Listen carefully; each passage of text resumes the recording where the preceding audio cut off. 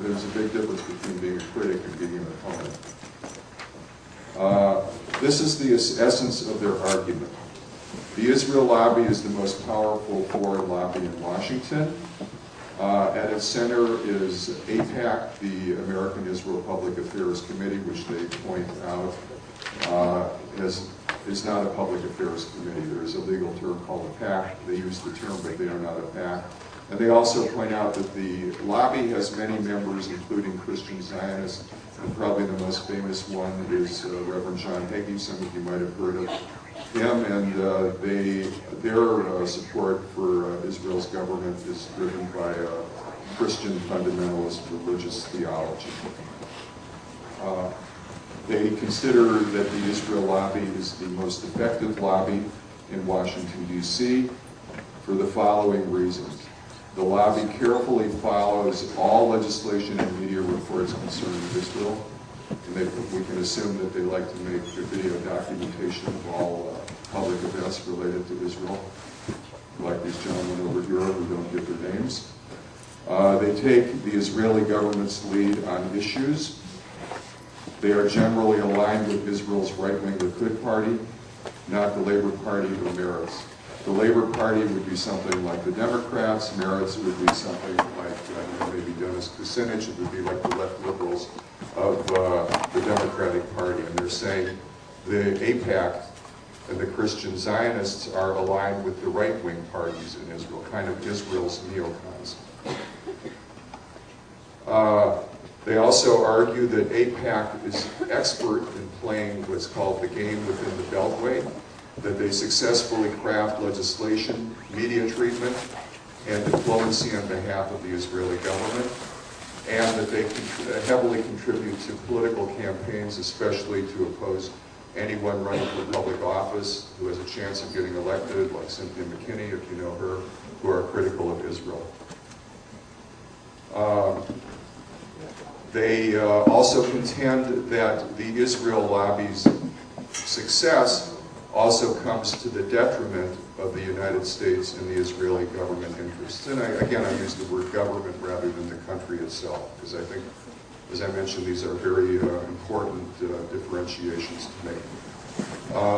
They argue that the Israel lobby's influence over U.S. policy has hurt the national interest of the United States, but you have to really go through this book with a fine-tooth comb to find out what they mean by the national interest of the United States.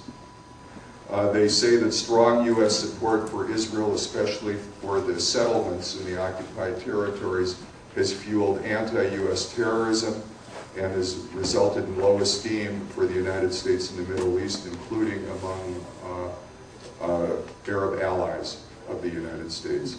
And they also argue that the settlements hurt Israel itself in both the policies and the practices.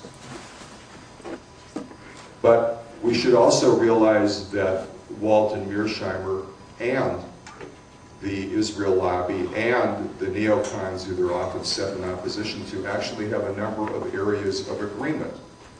They would agree that Israel has a right to exist, and that any credible threat to Israel's existence should be responded to by direct U.S. military intervention. They would both agree, both schools, that the U.S. has vital strategic interests in the Middle East, and based on the Carter Doctrine, which was essentially developed by one of the senior realist foreign policy experts, Zbigniew Brzezinski, that these vital interests are the Persian Gulf's oil and gas. And they also would agree that the United States should maintain a large network of military bases to protect these vital U.S. interests, and that the U.S. should, and I use the word realistically in quotation marks because they're called foreign policy realists, that the U.S. should be prepared to use its military force when necessary to secure the gas and oil. That's what they mean by this obscure term, national interest. Some of the critics of Walton Mearsheimer argue that they are anti-Semites and that they have recycled a famous Tsarist forgery called the Protocols of the Elders of Zion that argues that there's somehow a secret Jewish cabal that controls the world. I Mearsheimer have totally demolished any claims that they're anti-Semitic, although we know that some people who have supported the book are anti-Semitic, but they themselves are not, nor is nearly everyone who has their position, including many people in Israel, anti-Semitic. These critics, of course, of their work have written many articles about them, and some of their publications, some of their public presentations, rather, such as this Public Affairs Council in Chicago, have actually blocked Walter Mearsheimer from speaking in public.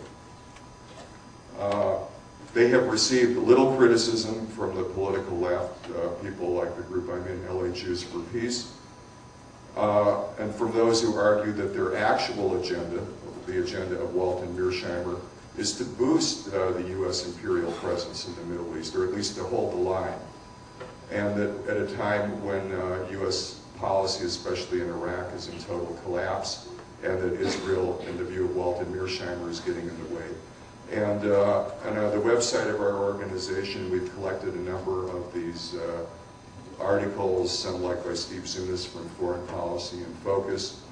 And our website is www.lajewsforpeace.org, and you can find a whole collection of essays that are critical of Walter Mearsheimer's thesis, but a critique from the left, not the typical one that is usually heard, a critique from the right. And the critics, the critics from the left would make 5 points. Maybe they make others, but I'll try to summarize them in 5 points. That the two authors have long academic careers as realist foreign policy expert at major elite universities, Chicago and University of Chicago and Harvard. They've made many presentations before the premier foreign policy think tank, the Council on Foreign Relations, and other such bodies. In fact, I think they're both members of the Council on Foreign Relations. And their previous writings, which have not been on the Israeli-Palestinian conflict, they've mostly, following the leadership of Brzezinski, have been there to help develop strategies for the U.S. to maintain its predominant position. That's the term that Brzezinski uses, rather than hegemonic. They use the word predominant. If you look at their work, you'll see they use this term national interest all the time, which on careful examination, careful excavation, refers to the region's energy resources. And I think another point that the critics make is that their work in the London Review of Books in 2006 and this book in 2007 only emerged after the United States met its debacle in Afghanistan and especially in Iraq.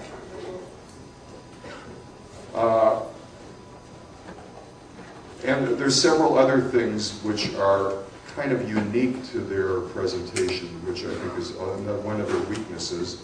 They forcefully argue that oil was not a factor in the invasion and occupation of Iraq.